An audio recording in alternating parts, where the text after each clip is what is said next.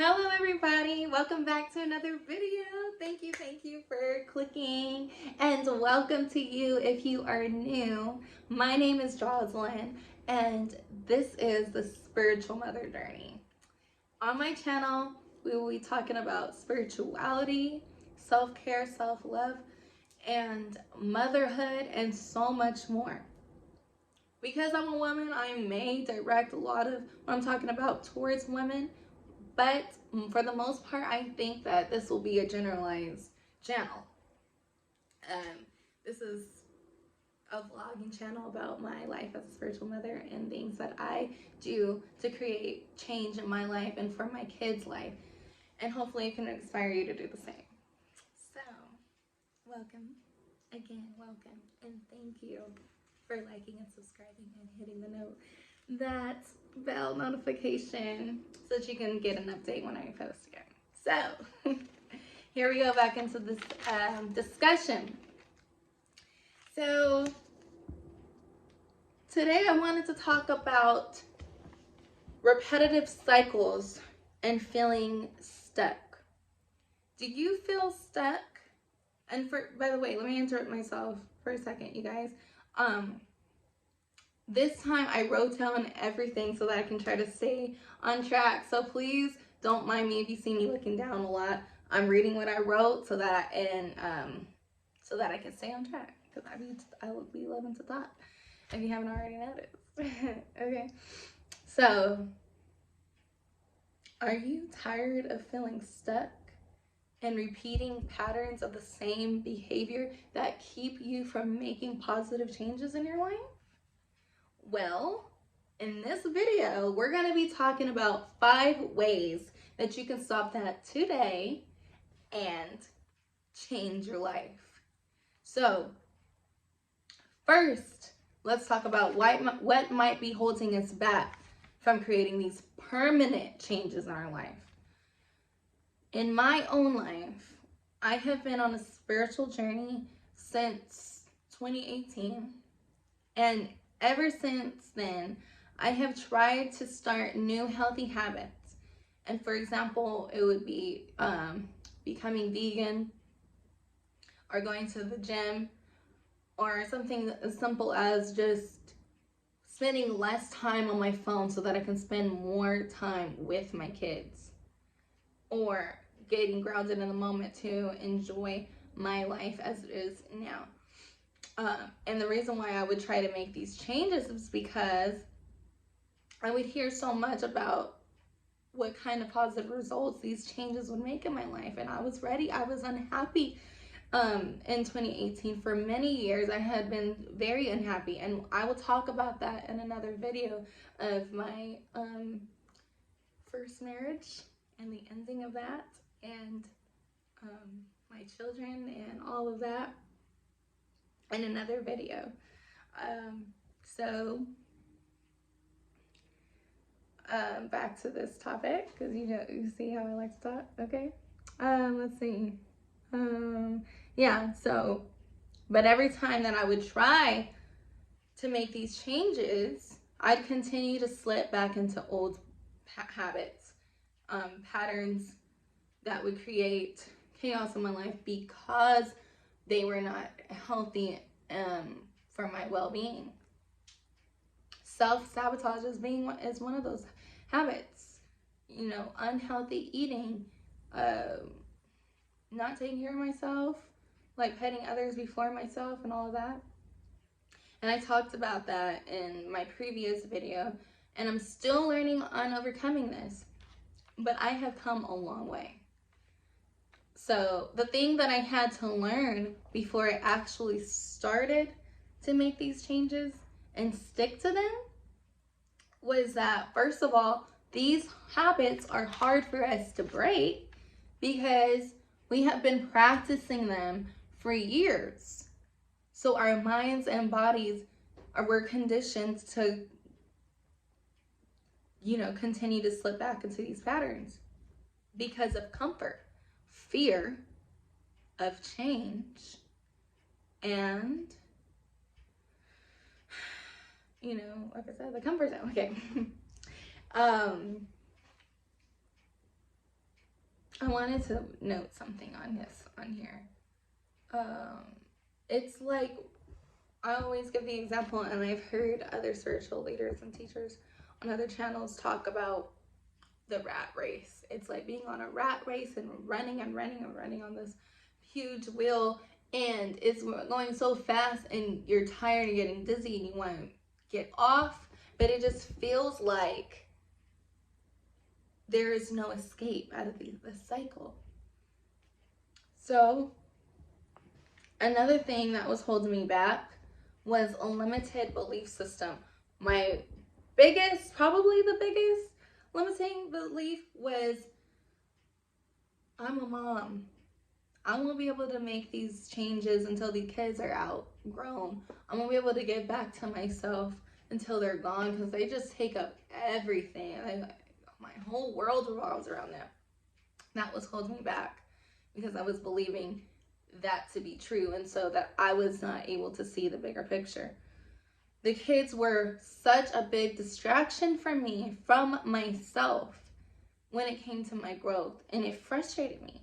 And one reason why they were a big distraction is, everyone knows, it's obvious. Kids need a whole lot of attention, and especially mine. You guys who know my kids, you already know. I don't have to go into all that, but eventually you guys will meet them and you see what I'm talking about. But they are amazing, and I love my babies. Okay, so every time I would try to meditate, this is an example, they would come in and need me. They will wake up. My kids love to wake up early. And a lot of you guys who know me and follow me on social media, you guys know I've posted them many times, especially Grayson, the 3-year-old. He loves to come and enter into my meditation time. And this was discouraging for me at first, but I learned to just accept that that would happen and find ways to overcome that obstacle. And I did. We'll talk more about that in a whole nother video. So, other limited beliefs that I struggled with were, I'm not good enough, life is too hard, I'm stuck, I'm a failure. And that self-talk alone is a destroyer of the confidence needed to take leaps of faith and to create these new changes. One last example of that is holding us back from making changes in our lives, positive ones, are friends and family.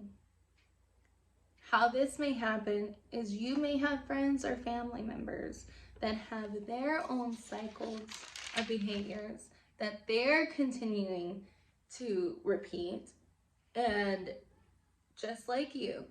And when you start making changes in your life, it may trigger jealousy in them, and they may talk you down, they may discourage you, they may say all these things, they might try to get in your business. I'm not just talking just from experience with my mom and my sister. What are you talking about? We always had your back. And they did. But this is just for other people too. But you know, family and friends don't always know that they are discouraging. It's subconscious. And they're not even aware, or would never admit that they're even jealous of you. But it's triggering in them because they're not making changes in their own lives, and they know that it's time. And you know, as humans, we are naturally competitive.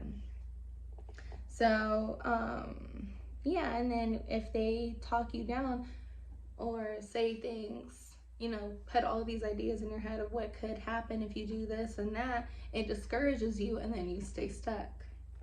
So now that we've covered some examples of what can be holding us back, we're going to jump in and talk about 5 ways to overcome these challenges. And yes, there are more ways that you can do, but these are 5 big ones that I love to practice myself that have really made an impact in my life, and I hope that they can do the same for you if you really commit to them. Number 1, this is my favorite one, meditation.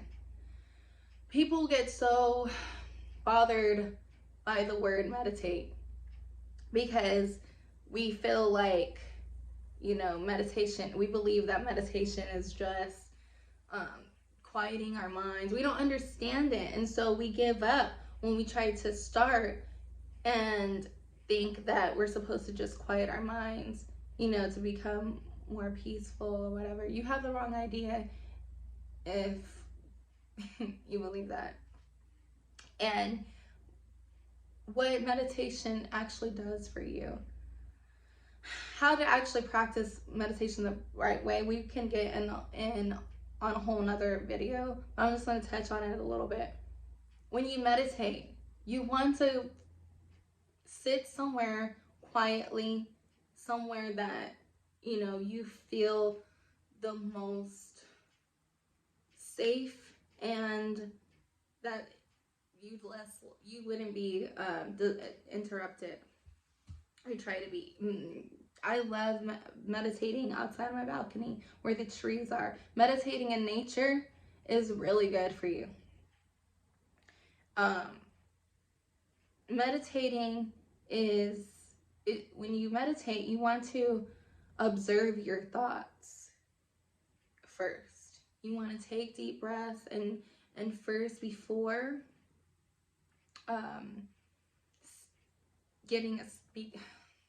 before you get to that stage where you're able to still your mind because you've been practicing meditation for so long, you first got to come at a different approach.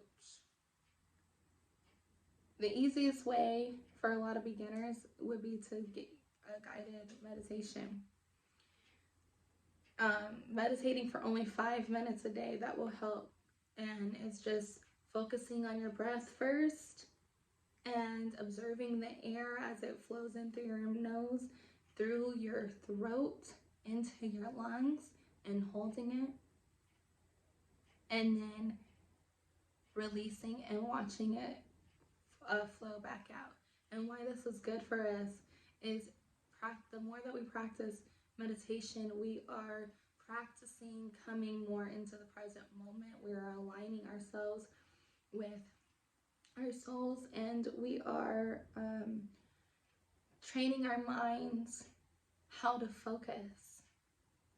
And when we focus, why this could help you make changes in your life and stick to them is because the more conscious you are in your decisions, the more likely you will be able to stay committed to your goals. Number 2, healing the inner child is a big one. And I want to do a whole other video on that. I know I keep saying that about all the things I'm talking about, but this is real. All of these things have a lot of different aspects to them, and the inner child is one of them. There could be, no matter what kind of childhood you had, you don't even have to have an extremely bad childhood, but there are beliefs that you picked up about yourself that as a child, and a lot of things, abandonment wounds are probably the most common inner child wounds. Like me, I grew up with a single mother, so I didn't have my dad in the picture. So that alone can create a lot of chaos in us, and wanting to reach on the outside of ourselves to fill in voids and try to make ourselves better with things on the outside. Other people is a big one. Healing, so you want to get to the bottom and the root of all of these negative emotions, negative belief systems that I was talking about earlier. You want to trace that back and see where you picked those up. And you want to learn forgiveness, and there's all kinds of things when it comes to healing the inner child, but that's one big one. Those are, how many did I list? A few big ones. Number 3, practice affirmations, guys. I don't know how many of you guys have heard this, but in the beginning of my spiritual journey, I have tried affirmations, and I was faithful. That was actually one habit that I was really good at doing. it was easier for me when I would fall off, of course. It would be easy for me to jump back on that bike, you know, and keep going, practicing affirmations. But now that now there's a huge difference in how I practice affirmations today than I did then. Then I was just practicing them, thinking that the more that I just told myself these things, the more that I would feel them. That's not necessarily the case. Practicing affirmations is affirming something, a new truth within yourself that's actually at your core, your core level, you as a soul. It's already true about you. You're realigning to the good things, the love within you. So you want to write affirmations, find affirmations that are going to be healing for you to one of my affirmations is I am committed to myself. That helps me that reminds me that this is a journey to stay committed to, that I am committed to changing my life for me. I am committed to myself. Like being in a relationship. When you commit to your partner, you got to commit to yourself. That's one of my favorite affirmations. Another one would be when I'm feeling overwhelmed with the kids and they'll be doing so much and I feel like they're out of control, and I start saying things like, I'm such a bad mom, like, oh my God, I was really saying the most horrible things, but I learned how to change that. I learned how those affirmations, those limited beliefs, were actually creating a bigger problem for me. So I learned how to say, I am doing a good job. I'm an excellent mother. I love being in the present moment, and I love the time that I get to spend with my children. That's one of my favorites. Number 4. Almost done with this video, guys. Thank you so much for sticking it through. I love you. Okay? Number 4. Find like-minded people and surround yourself with positive people, because a team together, more of us in a group that are trying to make changes, positive changes, we're more likely to achieve our goals if we are surrounded with other people, by other people who are trying to do the same thing. Number 5, have patience with yourself and fall in love with the process. Fall in love with the process, okay? This is a process. This is a change. You're not going to change overnight, but you can start today to commit to these changes. And just be patient. Know that you are only human right now, and that things happen, and every time you fall off of the wheel, you get back on and you keep going. You try again. We fall and we get right back up every time, because this may take a while for, for all of us to stay committed and faithful and stick to these changes. But the more that we do it, the more that we are retraining our minds and our bodies, and we're proving to ourselves that we can make these changes, that we are valuable, and that we are worthy of these changes. One of my favorite things, it's a quote from a very spiritual book called I Am. I forgot her name that wrote it. She says, action obliterates doubt. The more action that you're taking towards your goals, the more that you're proving to yourself that you are capable of sticking to these changes. And so then that gets rid of your doubt the more and more you do that. So that's all I have for you guys today. I am actually going to be on my other YouTube channel. I will be doing tarot readings and stuff like that. If you guys are into that, I only do that because I like getting messages and advice that comes from these cards are just beautiful. I just love them one for one. But I'll talk more about that on the other channel. But thank you guys so much for sticking through this video. Like and subscribe and click that bell notification so you can see more videos when I post them. Thank you so much. Share this, guys, if you think this will help anybody. Okay, bye. See you next time.